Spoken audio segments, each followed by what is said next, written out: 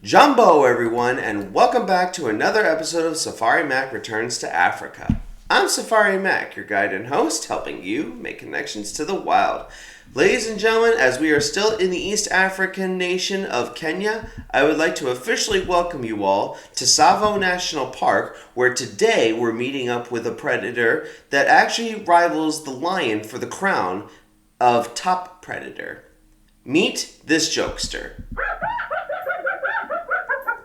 The spotted hyena, or known by the Latin name of Crocuta crocuta.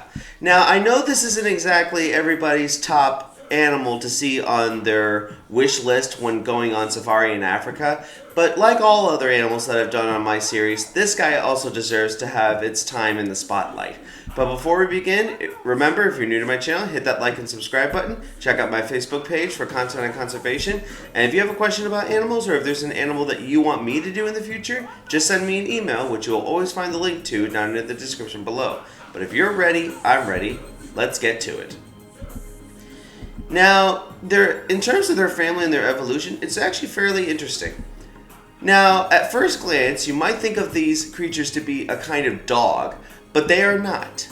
In fact, molecular genetic evidence points these creatures to be more closely related to cats, civets, and genets, which I believe we'll eventually do at some point, but for now, let's get back to the hyena.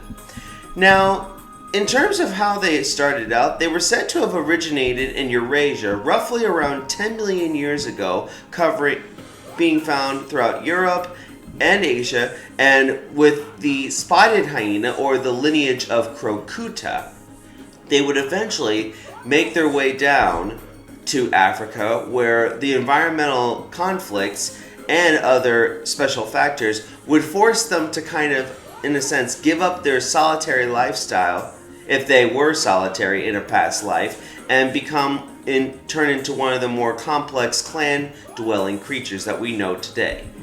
Now, just so you know, the spotted hyena is not alone. There are actually other kinds. The striped hyena, the aardwolf hyena, and the brown hyena. So as you can see, they're all different, but it was from these guys that the Crocuta crocuta evolved into their own lineage and bloodlines. Now, in terms of their habitat and their lifestyle and reproduction, boy, these guys really do take the crown in being highly mysterious. What's not so mysterious is their habitat. These guys are fairly adaptable animals, ranging from anywhere from savanna and open woodlands, mountain ranges, semi-desert parts, while all avoiding pure jungle and all desert environments. But of course, but never mind about their habitat. I mean, like I said, they're fairly adaptable. But what is mysterious, of course, is their clans. Now, thanks to years of research by dedicated biologists who give hyenas a second chance, these creatures, as we now know, they live in high-density clans, ranging anywhere from 100 individuals to almost 130 have actually once been recorded, with the majority being females, as they tend to do the majority of the work. That's not to say that there aren't males. There are males, but they are actually lesser in population size. So in a hyena clan, it is the queen that is in charge, not a king. Females rule the clan and delegate everything. How so? Well, once again, thanks to research, we've been able to identify that hyenas live in a strict hierarchy clan, which is comprised of a leader, or the matriarch, and the next dominant female, and after that, to the rest of the lineage, or the rest of this hierarchy being that of males. And I can tell you what, females do seem to have the better life. If you really want to know who has the hard knock life, it's the males.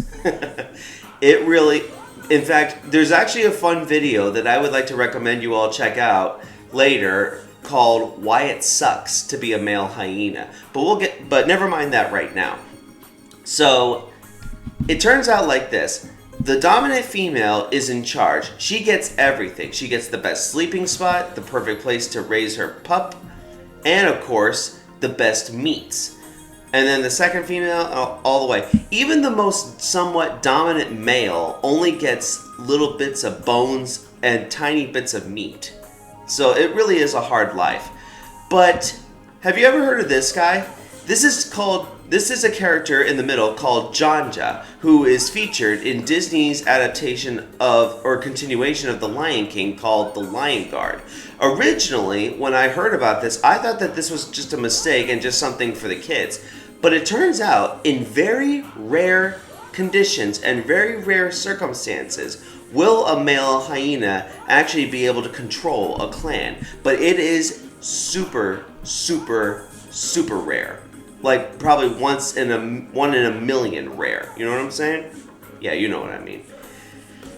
So when it comes, and I can tell you what, in a hyena society, like I said, it's the females that are in charge.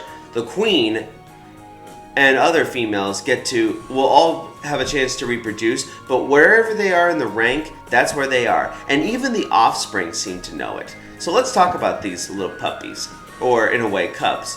So the hyena, a mom hyena will usually give birth from anywhere from 1 to 2 pups at a time, usually in an abandoned den, such as an aardvark, or where a warthog might have once been. And from there, she suckles them for roughly around 12 to 18 months until they're ready to take their place in the hierarchy. If it's a male cub, then consider the cub years to actually be the better times of his life, because that's when he'll get some good meat, but then after that, down the ladder he goes. So, and I'm telling you, like I said, it really just sucks to be a male hyena. But never mind that. So the pups are actually born with their eyes open, and they already seem to have teeth ready. So in a way, these guys are fully equipped to survive. And that's pretty great, because mom usually has a gestation period of around 3.5 months before she gives birth to these pups. And it is really complex, which I'm not going to go into in this episode. Let's get into their diet and their hunting style. As we know, hyenas are carnivores. They need to eat meat. Despite their appearance, how they may look slow and kind of clumsy-like, they're not. They are really not at all. They are supremely fast hunters, reaching speeds of up to 40 miles an hour. In fact, they have a much higher success rate of killing prey than other predators, because unlike most of the other predators, they have a kind of endurance. So the prey runs, but they can keep up with the prey for a long time until it drops. Now, we know by the law of nature, predators always go for the youngest and the weakest prey to chase down and kill. But while hyenas do that as well, they also can take down fully healthy adults. And also, a major benefit for hyenas is because of their jaws, they can chew up anything, including large bones. And they're able to eat everything, the horns, the hooves, even the hair, which is able to maximize as much nutrition as possible. But it's not always just meat. They've actually been known to eat fruit, insects, and they've also been known to eat garbage, especially from people documenting hyenas living close to human settlements. And I'm not talking like villages, I'm talking like the city. I'm going to end today's part 1 episode with their influence in human culture. But before we continue, you need to forget everything that you might have been taught about with the Lion King.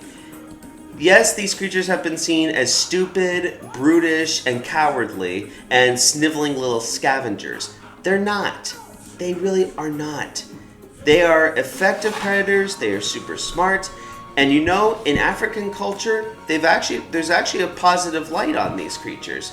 So, according to some research I did, in East Africa, Tabwa mythology actually displays these creatures as a kind of solar animal, being one of the first creatures to bring warmth and the sun to the cold earth.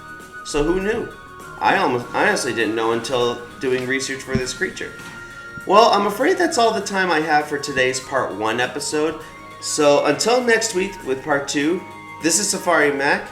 I'll see you all out there. And I know I'm very late with this, but I want to wish everyone Happy Earth Day.